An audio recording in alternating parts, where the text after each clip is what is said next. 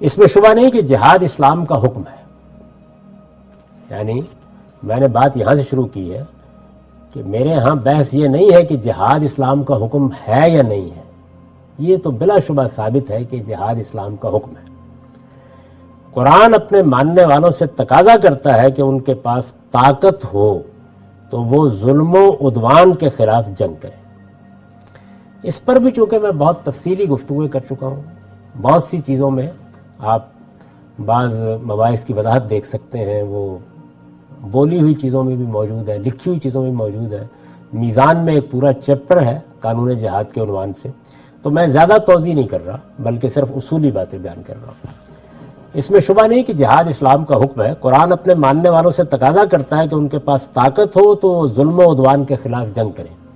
یہ جو میں نے جہاد کے بارے میں آگے ایک توضیح کی ہے، اس سے یہ بات بالکل واضح ہو گئی کہ قرآن میں جہاد کا حکم نہ کفر کے خلاف ہے، نہ شرک کے خلاف ہے، نہ ارتداد کے خلاف ہے. یہ مذہبی بنیاد پر نہیں کیا جاتا، نہ مذہبی بنیاد پر اس کا کوئی حکم دیا گیا ہے. جو مذہبی بنیاد پر قتل کا حکم دیا گیا وہ ایک الگ بحث ہے اور وہ ہم پیچھے دیکھ چکے ہیں. یعنی اس کا تعلق جہاد سے نہیں ہے. نہ مذہبی بنیاد پر جہاد کا حکم دیا گیا ہے، نہ تسخیر عالم کے لیے جہاد کا حکم دیا گیا ہے، نہ اپنی سلطنت بڑھانے کے لیے حکم دیا گیا ہے، نہ مال و دولت سمیٹنے کے لیے حکم دیا گیا ہے. یہ حکم ظلم و عدوان کے خلاف طاقت استعمال کرنے کا حکم. یعنی یہاں بھی دیکھیے بالکل وہی چیز ہے. مظلوم کی مدد کرنے کے لیے آپ کو یہ حکم دیا گیا ہے. یعنی جو اصول ہے اس میں کنسسٹنٹ ہے اللہ کا حکم. دنیا کے اندر جب آپ کے پاس طاقت ہے، ریاست کی طاقت آ گئی ہے، تو آپ مجرم کو سزا دیتے ہیں. کیوں؟ اس نے کسی کے خلاف ظلم کا ارتکاب کیا ہے اور آپ مظلوم کے ساتھ کھڑے ہیں. کوئی قوم اگر ظلم یا عدوان کا ارتکاب کرتی ہے تو آپ پھر مظلوم کے ساتھ کھڑے ہو جائیں گے. اس کا حکم ہمیں دیا گیا ہے. اس میں شبہ نہیں کہ جہاد اسلام کا حکم ہے. قرآن اپنے ماننے والوں سے تقاضا کرتا ہے کہ ان کے پاس طاقت ہو تو وہ ظلم و عدوان کے خلاف جنگ کرے. طاقت ہو یعنی اسلام کے تمام احکام اصل میں استطاعت کی بنیاد پر ہوتے ہیں. طاقت ہے نماز پڑھی جائے گی، طاقت ہے روزہ رکھا جائے گا، طاقت ہے تو جنگ کی جائے گی. لیکن کس مقصد کے لیے؟ ظلم اور عدوان کے خلاف. یعنی دنیا میں جس کو ہم ظلم اور عدوان سمجھتے ہیں، کسی نے کسی کے ساتھ زیادتی کرتی ہے. اگر وہ زیادتی ہماری ریاست کے اندر کسی نے کی ہے تو پولیس پکڑے گی، کارروائی ہوگی، عدالت سزا دے گی، کیفر کردار تک پہنچایا جائے گا. اگر وہ زیادتی کسی قوم نے کی ہے تو ظاہر ہے کہ وہاں تو ہماری پولیس کی دسترس نہیں ہوتی، ریاست کا نظم وہاں کارروائی نہیں کر سکتا. تو بعض اوقات پھر جنگ کرنی پڑ جاتی ہے. یہ جنگ اسلام میں جائز ہے بلکہ بعض حالات میں ضروری ہو جاتی ہے. قرآن میں اس کی ہدایت اصلاً فتنے کے استحصال کے لیے کی گئی. یعنی قرآن مجید میں ظلم اور عدوان کا لفظ استعمال نہیں ہوا، اصلاً فتنے کے استحصال کے لیے جنگ کا حکم دیا گیا ہے. فتنے کا مطلب کیا ہے قرآن مجید کی اصطلاح میں؟ اس کے معنی کسی شخص کو ظلم و جبر کے ساتھ اس کے مذہب سے برگشتہ کرنے کی کوشش میں. یعنی اصل میں قرآن نے براہ راست جس جنگ کا حکم دیا ہے وہ مذہبی جبر کے خلاف جنگ ہے. اگر کسی شخص پر مذہب کے معاملے میں جبر کیا جائے، پرسیکیوٹ کیا جا رہا ہے اسے، تو اسے پرسیکیوشن سے نکالنے کے لیے حکم دیا گیا ہے. لیکن بعض دوسرے نصوص سے یہ معلوم ہو جاتا ہے کہ پرسیکیوشن ایک بڑا ظلم ہے. ایسے ہی کوئی چھوٹا ظلم بھی ہو سکتا ہے جس میں مظلوم کی مدد کے لیے جنگ کرنی پڑ جائے تو قرآن اس کو جائز ٹھہراتا ہے. لیکن جس چیز کے لیے حکم دیا گیا ہے باقاعدہ وہ فتنے کا استحصال ہے، یعنی مذہبی جبر کا خاتمہ. معاف کیجیے. یہی چیز ہے جسے انگریزی زبان میں پرسیکیوشن کہا جاتا ہے. اہل نظر جانتے ہیں کہ مسلمانوں کو یہ حکم ان کی انفرادی حیثیت میں نہیں بلکہ بحیثیت جماعت دیا گیا. یعنی یہ حکم اس طرح نہیں دیا گیا کہ مجھے دے دیا گیا ہے، آپ کو دے دیا گیا ہے. جیسے نماز پڑھنے کا حکم دیا گیا وہ انفرادی حکم ہے، یا روزہ رکھنے کا حکم ہے. یہ مسلمانوں کو بحیثیت جماعت دیا گیا ہے. مسلمان بحیثیت جماعت، بحیثیت اجتماعیت اس کے پابند کیے گئے ہیں کہ اگر کہیں کوئی ظلم ہوتا ہے تو وہ اس ظلم کا استحصال کرے، اس ظلم کا خاتمہ کرے. اور خاص طور پر اگر کسی شخص کو مذہبی جبر کا نشانہ بنایا جاتا ہے. مذہبی جبر در حقیقت خدا کے خلاف بغاوت ہے. قرآن مجید نے اس کو بھی بہت جگہوں پہ واضح کیا ہے. یہ بتایا ہے کہ میری اسکیم یہ ہے، اللہ تعالیٰ فرماتے ہیں میری اسکیم یہ ہے کہ انسان کو میں نے آزادی دی ہے اس میں بھی دیکھیے وہی جواب دیا جو میں نے آپ کو دیا کہ کیا خیال ہے آپ لوگوں کا. آپ دیکھیں جگہ جگہ پیغمبر کو مخاطب کر کے کہا ہے کہ میں اگر سب لوگوں کو اپنا مومن بنانا چاہتا تو میرے لیے مشکل کام تھا. یعنی آپ غور فرمائیے آپ کیوں زحمت میں پڑ رہے ہیں؟ یہ کام میں کر لیتا. میں نے یہ طے کیا ہے کہ نہیں ان لوگوں کو آزادی حاصل ہے، اور اس میں قاعدہ یہ ہے کہ لا اکراہ فی الدین قد تبین الرشد من الغی. دین کے معاملے میں نے کوئی جبر نہیں روا رکھا. تو اس وجہ سے مذہبی پرسیکیوشن کا مطلب یہ ہے کہ خدا کے خلاف اعلان جنگ کر دیا گیا ہے. اس کا مطلب یہ ہے کہ کسی انسان کو جو حق اللہ تعالیٰ نے دیا تھا وہ اس سے چھیننے کی کوشش کی جا رہی ہے. یہ معمولی درجے کی چیز نہیں ہے. تو قرآن نے اس کا براہ راست حکم دیا ہے. ظلم و عدوان کی دوسری صورتیں اس کے تحت ہیں یا اس کی فرع ہیں، یا آپ خالصتاً قانونی اصطلاح میں یہ کہیں گے کہ جو علت وہاں پائی جاتی ہے اس کی بنیاد پر شامل ہو گئی ہیں، ورنہ اصل حکم وہی ہے. چنانچہ کئی مرتبہ میں نے یہ توجہ دلائی ہے کہ ہمارے ہاں لوگ بہت تقریر کرتے ہیں جہاد کے بارے میں، لیکن جہاں حقیقت میں پرسیکیوشن ہو رہی ہے اس وقت دنیا میں وہاں کوئی نہیں بات کرتا. اس سے یہ صاف معلوم ہوتا ہے کہ اس کے پیچھے سیاسی محرکات ہوتے ہیں. ورنہ جس جگہ پرسیکیوشن ہوئی اس سے پہلے 20ویں صدی کی ابتدا سے، جس جگہ اب بھی پرسیکیوشن ہو رہی ہے، وہاں کوئی شخص بولنے کے لیے تیار نہیں.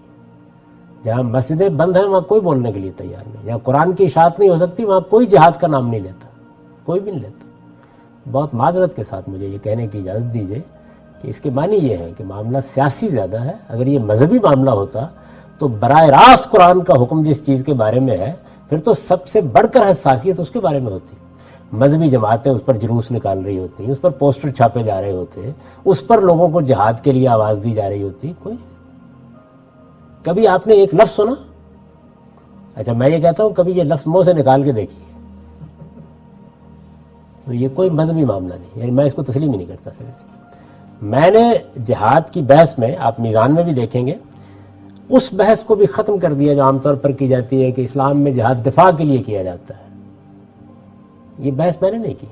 ظلم اور عدوان کے خلاف کرنا، یعنی جارحیت بھی ایک طرح کا ظلم ہے. اگر بے سبب جارحیت ہوئی ہے تو ہم دفاع کرتے ہیں اس لیے کہ ظلم کا مقابلہ کر رہے ہیں.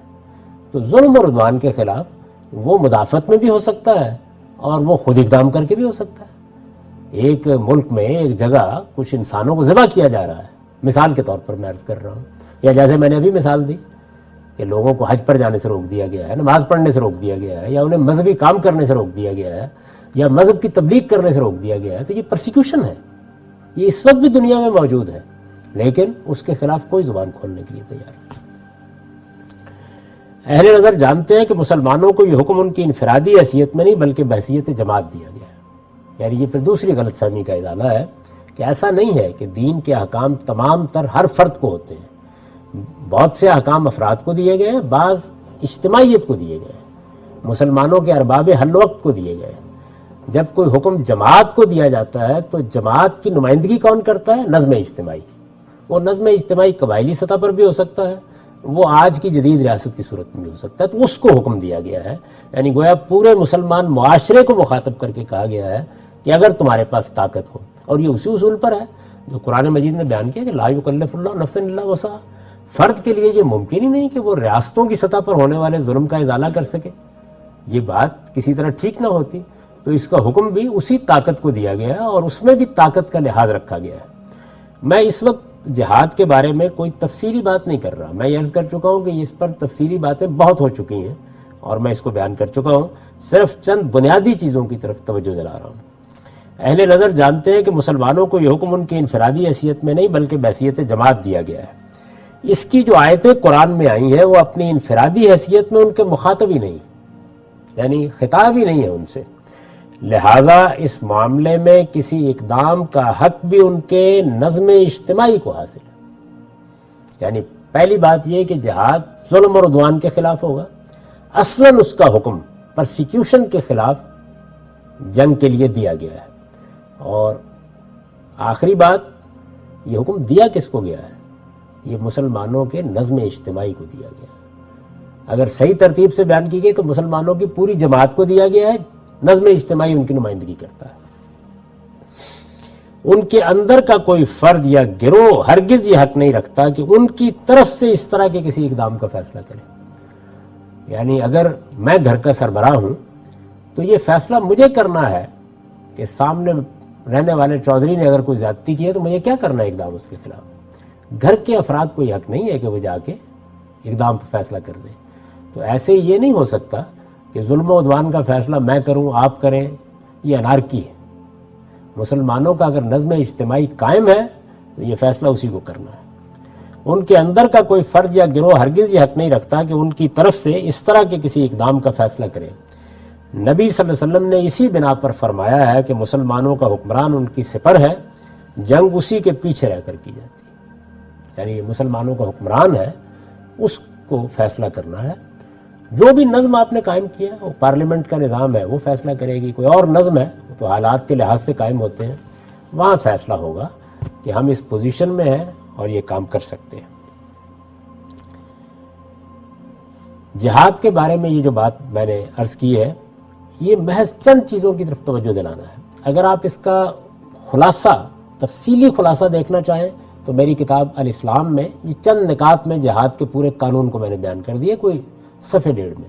اور اگر اس کے تفصیلی دلائل دیکھنا چاہیں تو پھر میزان میں موجود ہے. اور میں چونکہ میزان کا وہ باب دوبارہ پڑھا چکا ہوں اب، تو اس لیے میں یہاں کوئی تفصیل نہیں کر رہا. اس کو آپ اطمینان سے پڑھ لیجئے، اس کو سن لیجئے. اس میں تمام جزیات تک میں بحث کر دی گئی ہے، بتا دیا گیا ہے. اس لیے بغیر کسی توقف کے میں 7ویں نقطے کی طرف بڑھ رہا ہوں. اسلام جس جہاد کا حکم دیتا ہے وہ خدا کی راہ میں جنگ ہے، اس لیے اخلاقی حدود سے بے پرواہ ہو کر نہیں کیا جا سکتا. یعنی اسلام میں ظلم اور عدوان کے خلاف جو حکم دیا گیا ہے، یہ ہم اللہ کی راہ میں جنگ کرتے ہیں. یعنی ایک ظالم کا ہاتھ پکڑنے کے لیے، ایک مظلوم کی مدد کے لیے. یہ ایک بڑا نیکی کا کام اور بڑا مقدس فریضہ ہے، اور ہم اللہ کا شکر کرتے ہیں کہ ہمارے دین میں یہ حکم موجود ہے. لیکن استطاعت کے مطابق، یعنی جب ہمارے پاس طاقت ہوگی کریں گے. طاقت کا کیا نسبت تناسب اللہ تعالیٰ نے اپنے پیغمبر کی موجودگی میں رکھا، اس پر بھی میں نے تفصیلی بحث کر دی ہے، اس کو آپ سن سکتے ہیں. اسلام جس جہاد کا حکم دیتا ہے وہ خدا کی راہ میں جنگ ہے، اس لیے اخلاقی حدود سے بے پرواہ ہو کر نہیں کیا جا سکتا. اللہ تعالیٰ کی راہ میں جنگ ہے تو اللہ نے اخلاقی حدود قائم کر کے اس کو اپنا حکم قرار دے دیا ہے. یعنی اللہ تعالیٰ انسانوں کے ساتھ جو معاملہ کر رہے ہیں اس کی بنیاد ہی اخلاقی اصول ہے، تو یہ ان کی خلاف ورزی کر کے نہیں کیا جا سکتا. اخلاقیات ہر حال میں اور ہر چیز پر مقدم ہے، اور جنگ و جدال کے موقع پر بھی اللہ تعالیٰ نے ان سے انحراف کی اجازت کسی شخص کو نہیں دی. یعنی ایسا نہیں ہے کہ آپ جنگ یا جہاد کا نام لے کر کہیں کہ اخلاقی حدود پامال کیے جا سکتے ہیں. قرآن مجید بالکل واضح ہے کہ ان میں سے کسی اخلاقی حد کی بھی خلاف ورزی نہیں کی جا سکتی. قرآن مجید نے جن جن جگہوں پر تنبیہ کی ہے، آپ ان کی تفصیل دیکھیے. اخلاقی حدود ہی کے زیر عنوان میں نے میزان میں ان کو بیان کیا ہے. یعنی اگر آپ میدان میں اترے ہوئے ہیں اور پرسیکیوشن کو موضوع بنایا ہے جو اصل مقصد ہے جنگ کا، اور اس میں بھی یہ کہا ہے کہ اگر کسی قوم کے ساتھ معاہدہ ہے اور وہ مسلمانوں پر ظلم کر رہی ہے، تو آپ دیکھیے نا، ظلم کر رہی ہے. جہاد کا حکم ظلم کے خاتمے کے لیے دیا گیا ہے، لیکن یہ کہا ہے کہ اگر معاہدہ ہے تو پھر نہیں کچھ ہو سکتا. یعنی معاہدے کا اخلاقی تقدس مقدم ہے. پہلے آپ اس کو توڑیے، اپنے آپ کو اس سے نکالیے، اس کے بعد.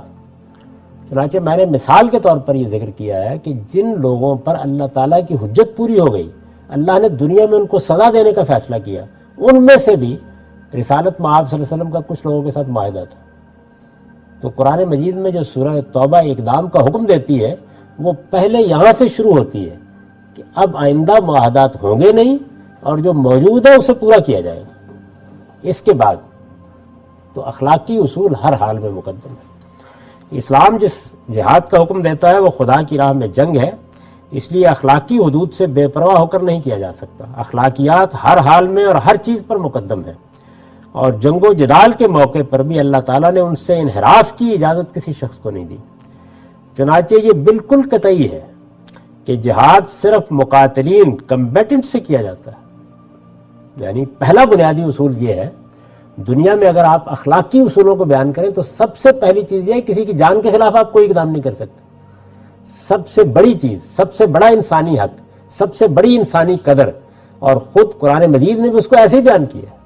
یہ کہا ہے نا من قتل نفسن بغیر نفسن فساد فی الارض فکانما قتل الناس جمیعا، یعنی اخلاقی حدود کی اگر آپ فہرست بندی کریں تو سب سے بڑی خلاف ورزی اگر آپ کو بیان کرنی تو کیا کریں گے؟ قتل. نہیں، کسی انسان کی جان کے خلاف آپ نے اقدام کر دیا. قرآن کہتا ہے انسانیت کے خلاف اقدام کر دیا. یہ پوری انسانیت کو مارنے کے مترادف ہے، اتنی بڑی اخلاقی چیز ہے. تو اس وجہ سے سب سے پہلی چیز جس کی طرف میں نے توجہ دلائی ہے وہ یہ ہے کہ جہاد صرف مقاتلین سے کیا جاتا ہے. یعنی وہ آدمی اس کے بعد ہی اس کا مستحق ہوا ہے کہ میں اس کے خلاف تلوار اٹھاؤں، بندوق اٹھاؤں، کیونکہ اس نے بندوق اٹھا لی، اس نے تلوار اٹھا لی، تو وہ مقاتل ہو گیا ہے، وہ کمبیٹنٹ ہو گیا ہے، اس کے بغیر نہیں اٹھا سکتا. چنانچہ یہ بالکل قطعی ہے کہ جہاد صرف مقاتلین سے کیا جاتا ہے. اسلام کا قانون یہی ہے کہ اگر کوئی زبان سے حملہ کرے گا تو اس کا جواب زبان سے دیا جائے گا. یاد ہوگا نا، یہ بحث کی تھی طالبان نے کہ ملالہ یوسفزئی ہمارے خلاف پروپیگنڈا کر رہی تھی، مارنے کی دلیل دی تھی. تو میں نے اس وقت بھی کہا تھا کہ آپ بھی پروپیگنڈا کریں ملالہ یوسفزئی کے خلاف. یعنی اس نے زبان سے آپ کے خلاف ایک بات کہی ہے، یہ بڑی کمزوری کی چیز ہے. یعنی آپ کے اندر اس سے زیادہ طاقت موجود تھی. وہ تو بیچاری ایک معصوم بچی ہے، وہ آپ کے خلاف پروپیگنڈا کر رہی تھی تو آپ ایسے ہی بے اہمیت تھے کہ آپ مارنے کے لیے نکل کھڑے ہوئے. آپ بھی پروپیگنڈا کر لیجیے. اسلام کا قانون یہی ہے کہ اگر کوئی زبان سے حملہ کرے گا تو اس کا جواب زبان سے دیا جائے گا. لڑنے والوں کی مالی مدد کرے گا تو اس کو مدد سے روکا جائے گا، لیکن جب تک وہ ہتھیار اٹھا کر لڑنے کے لیے نہیں نکلتا اس کی جان نہیں لی جا سکتی. یعنی جان چونکہ حرمت رکھتی ہے، جان کے خلاف اقدام چونکہ انسانیت کے خلاف اقدام ہے، اس لیے جان لینے کے لیے آپ کو بتانا چاہیے آپ کو حق کیا ہے. تو وہ حق اس وقت آپ کو حاصل ہوتا ہے جب دوسرا مقاتل ہو گیا. اس کو آپ مثال سے سمجھیے کہ ہم نے کسی کو کہا کہ بھائی تم ظلم کر رہے ہو. مثال کے طور پر ہمارا ہمسایہ ملک ہے، کوئی بھی ظلم کر رہا ہے، کسی اقلیت پر کر رہا ہے، کچھ افراد پر کر رہا ہے، تو ہم نے اسے کہا کہ تم اس ظلم سے باز آ جاؤ. وہ اس پر ہم سے گفتگو کے لیے تیار ہے تو اب حملہ نہیں کر دیا جائے گا. ہم اس کو روکنے کے لیے نکلیں گے، وہ تلوار اٹھائے گا تو تب تلوار اٹھائی جائے گی. تو اگر آپ اس زاویے سے دیکھیں تو ہر حال میں دوسرے کی طرف اقدام کے جواب ہی میں آپ اٹھاتے ہیں. یعنی اگرچہ اقدام آپ کی طرف سے ہو گیا ہے لیکن یہ ہو ہر حال میں دوسرے شخص کے مقاتل ہو جانے کے نتیجے میں ہے. وہ تلوار پھینک دے، بات ختم ہو گئی، پھر ہم میز پر بیٹھ جائیں گے، پھر گفتگو کریں گے.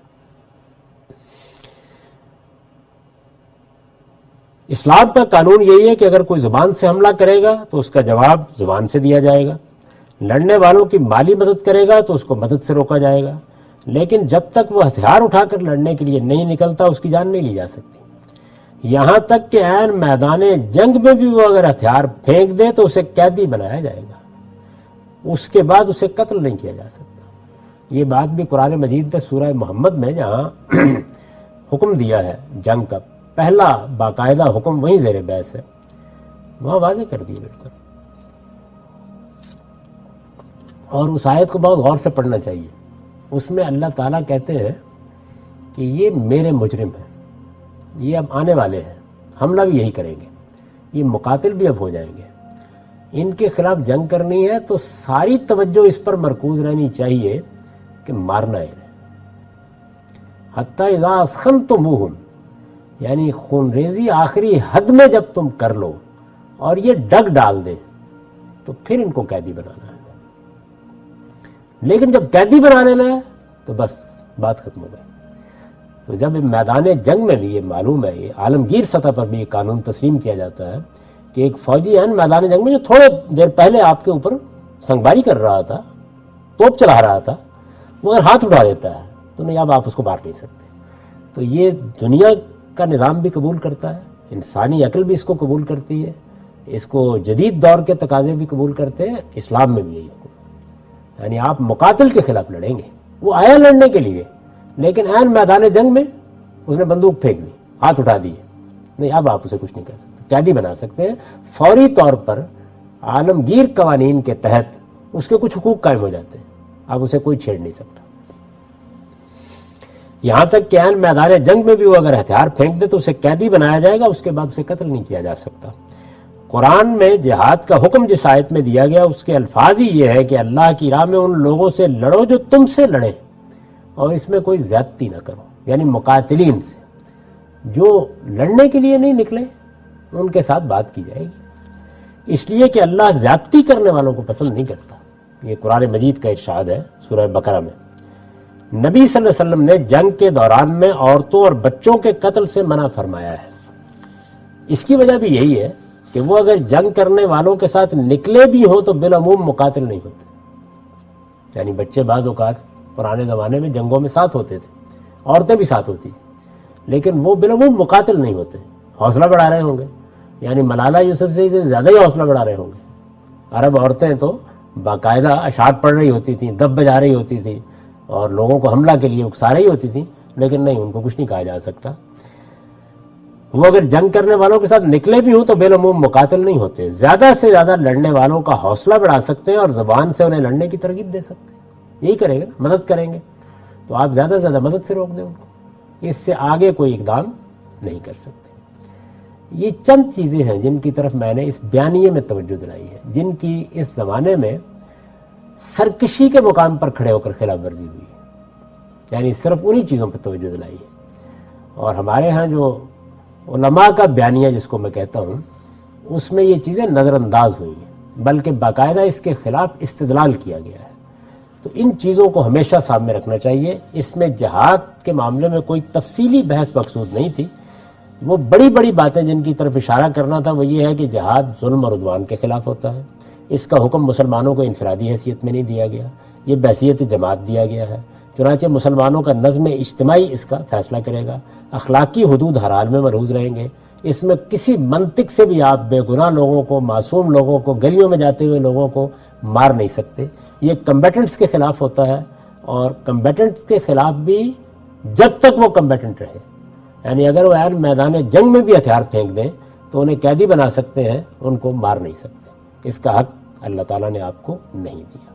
چنانچہ کسی بچے کے خلاف، کسی عورت کے خلاف جو کمبیٹنٹ نہیں ہے، معصوم شہریوں کے خلاف یہ خیال کر کے یا اس طرح کا استدلال کر کے کہ یہ ٹیکس دے رہے ہیں، یہ حکومت کی مدد کر رہے ہیں، میں ان لوگوں کی بات کر رہا ہوں جو باقاعدہ میدان جنگ میں مدد کرنے کے لیے آئے ہوں، لیکن اگر وہ کمبیٹنٹ نہیں ہے تو نہ اسلام اس کی اجازت دیتا ہے، نہ عام اخلاقیات اس کی اجازت دیتی ہے، نہ عالمی قوانین اس کی اجازت دیتے ہیں۔ اس لیے یہ بڑی بڑی باتیں ہیں جن کی چونکہ خلاف ورزی ہوئی ہے ہمارے ہاں، اور اس کے خلاف بہت ردی لیکن استدلال کرنے کی کوشش کی گئی ہے، ان کا میں نے یہاں استقصا کر دیا ہے۔ جہاد پورا کا پورا کیا ہے، اس کا قانون کیا ہے، اس کے ضوابط کیا ہیں، اس کی آیات کیا ہیں، ان کے لیے تفصیلی بحث میزان میں موجود ہے، اور جو لوگ اس کو پڑھنا چاہتے ہیں پڑھ سکتے ہیں، اور جب میں نے پڑھایا ہے تو سن سکتے ہیں، وہاں بہت سی چیزوں کی میں نے مزید توضیحات بھی کر دی ہیں۔ یہ چھٹا اور ساتواں نقطہ یہاں ختم ہو جاتا ہے۔ اس کے بارے میں کوئی سوال ہے تو آپ کر لیجئے، اور اگر وقت باقی رہا تو پھر ہم 8ویں نقطے کا مطالعہ کریں گے۔ حافظ صاحب، سب سے پہلے جو اس پہ سوال اکثر کیا جاتا ہے آپ کے اس بیان پہ، وہ کہتے ہیں کہ شرک کو اللہ نے ظلم کہا ہے، تو اگر ظلم کے خلاف جہاد جائز ہے تو شرک کے خلاف کیوں جائز ہے؟ عربی زبان میں ظلم کا لفظ دو پہلوؤں سے استعمال ہوتا ہے، اور قرآن مجید میں بھی دونوں ہی پہلوؤں سے استعمال ہوتا ہے۔ ایک ظالم لنفسہ کے معنی میں، یعنی انسان نے اپنے اوپر ظلم ڈھایا ہے۔ تو جب کہا جاتا ہے شرک ایک ظلم عظیم ہے، تو اس کا مطلب یہ ہے کہ اس شخص نے اپنے اوپر ظلم ڈھایا ہے۔ یہ جو ظلم و عدوان زیر بحث ہے، یہ دوسروں کے خلاف ظالمانہ اقدام ہے۔ تو ظلم اور عدوان، شرک ظلم ہے اپنی جان پر، تو یہاں آپ کس کے خلاف جنگ کریں گے؟ اپنے خلاف کر سکتے ہیں، ضرور کریں۔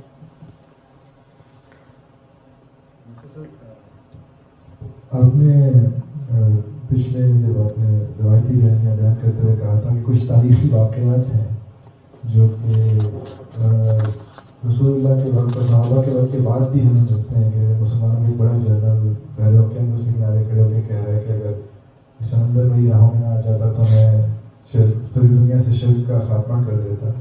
تو یہ سب چیزیں جو واقعات ہیں، تاریخی واقعات، ان کو آپ کہاں رکھتے ہیں کہ اگر جہاد شرک کے خلاف نہیں ہے؟ میں نے اس پر بڑی تفصیل سے اپنی کتابوں میں بات کی ہے اور اپنے لیکچرز میں بھی بات کی ہے کہ رسول اللہ صلی اللہ علیہ وسلم نے اتمام حجت کن جگہوں تک کیا تھا۔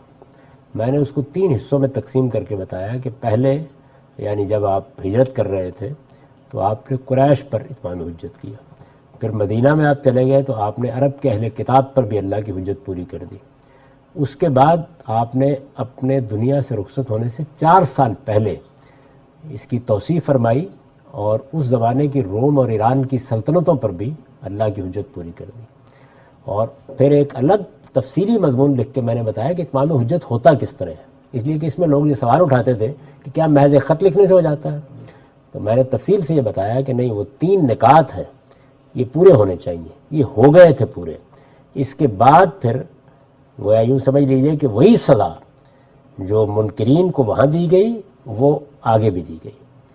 اب اس کی تفصیلات جب تاریخ میں نقل ہوتی ہیں تو جب اس سارے قانون کو سمجھنے میں غلطی ہو گئی ہے تو مورخین کون ہے؟ انسان ہے، تو وہ اپنے طریقے سے بعض جملوں کو، بعض بیانات کو نقل کر دیتے ہیں.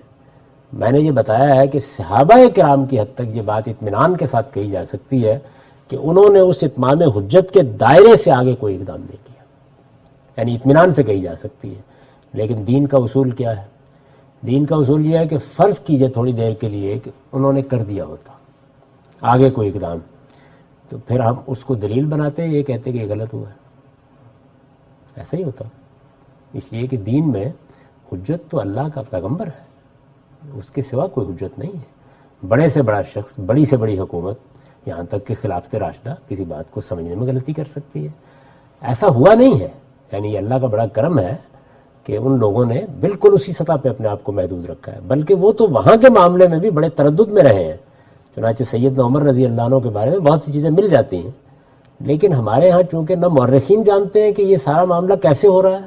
اس زمانے میں فتوحات ہوتی تھی تو وہ اسی تناظر میں اس کو دیکھتے ہیں اور ایک مذہبی عمل سمجھتے ہیں کہ جس میں اصل میں دین کو پھیلانے یا اس کی تبلیغ کرنے کے لیے کیا جا رہا ہے. سادہ لفظوں میں یوں سمجھ لیجئے کہ وہ اقدام اللہ کے پیغمبر کی طرف سے اتمام حجت کے بعد بطور سزا کیا جا رہا ہے، وہ در حقیقت کوئی جہاد ہے ہی نہیں بنیادی طور پر.